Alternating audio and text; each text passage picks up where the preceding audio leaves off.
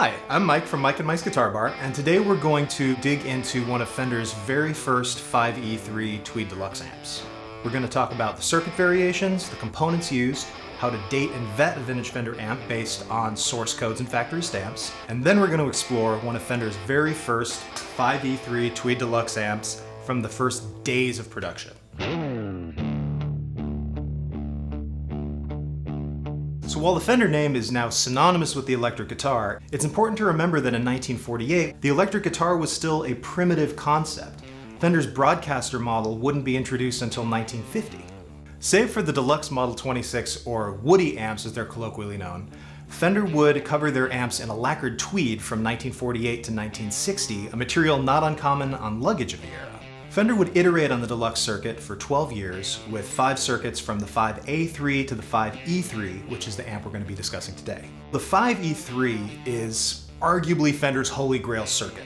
It's one of the most copied and tweaked tube amp circuits of all time. Now with the 5E3, Fender knew that they had something special, and that amp would persist through the end of the Tweed era amps in 1960 with the release of their brown panel amplifiers. Now while Fender didn't release production totals for their amplifiers or guitars, we know that they made about 500 of these between June and August of 1955 because we have a June example and an August example of 55 here with us in the shop today.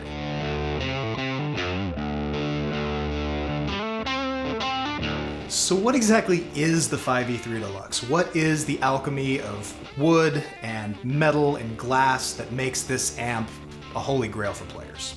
So this amp produces 15 glorious all-tube watts with a finger-jointed pine cabinet, Jensen P12R Alnico magnet speaker, dual triode preamp tubes, a 6V6 power tube pair, and a 5Y3 rectifier. The amp is a 2-channel design with individual volumes for each channel and a shared master tone control. And you're able to actually bridge the 2 channels together, creating interactivity between the volume controls and a cascading gain structure.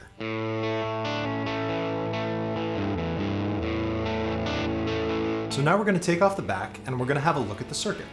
That's a capacitor! That's a capacitor!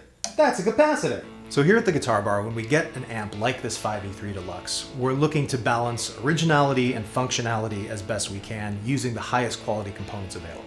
Our in-house amp tech, Jesse Quitzland, did some necessary maintenance on the circuit, and that includes the Sprague Atom filter caps in the power supply, smaller Sprague electrolytics in the preamp, and these Jupiter Red Astron replica capacitors. So we're really fortunate that the Jupiter company here in the USA just started making these reissues of the original Astron Red Dynamite capacitors. Now while we have a couple of original ones that were thankfully still in the amplifier, still metered in a way that we could use them in the circuit, Jupiter created these, which are a dead-on replica. Now these are identical in their construction and also in their cosmetic appearance, down to the fact that they used 400-volt wrappers on these, even though they're using a 600-volt capacitor inside to better handle the voltages of the circuit.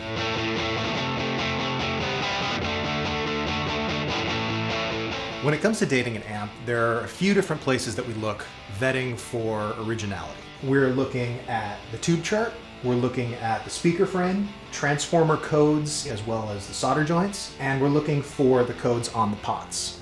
Thankfully, all of the essential components are intact inside this 5E3 Deluxe, with source codes and factory stamps dating between the very last weeks of 1954 and June of 1955. And one of the last essential things we can look at with a Tweed era amp is that the serial number is going to be in 2 places. It's going to be handwritten on the tube chart, but it's also going to be stamped on the underside or the top of the chassis depending on the year of production. On this Tweed Deluxe, the serial number is a match between the tube chart and the chassis, and it's a very, very low 2-digit serial number, one of the very first 5E3 Deluxes ever off the production line.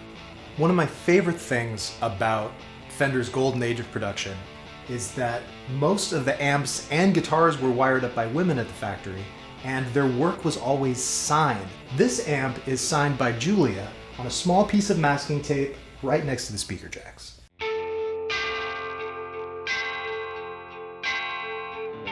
Unlike Fender's later amps, which were covered in a more durable Tolex, the Tweed is finished with a lacquer, which has the propensity to age over time depending on the environmental conditions, how much gigging use the amp saw, smoky bars, etc. The two examples of the 5E3 Tweed Deluxe that we have here are about 500 serial numbers apart, but you can see how well preserved the Tweed is on this one versus the deep aging seen on this example. These amps clearly lived very different lives, where this one, most likely studio environment, very gingerly played over time. There's a cover that came with it, so it's likely lived with that, and that's helped preserve the Tweed in this condition. Versus this amp, which not necessarily less care was taken with it, but it was used a lot more. This saw more battle. This amp has clearly seen a lot of smoky bars. That's the primary factor in getting the Tweed to amber in this fashion. This has been gigged, it has been used, it has been loved. Thanks for going on this journey with us today. Stay tuned for more content.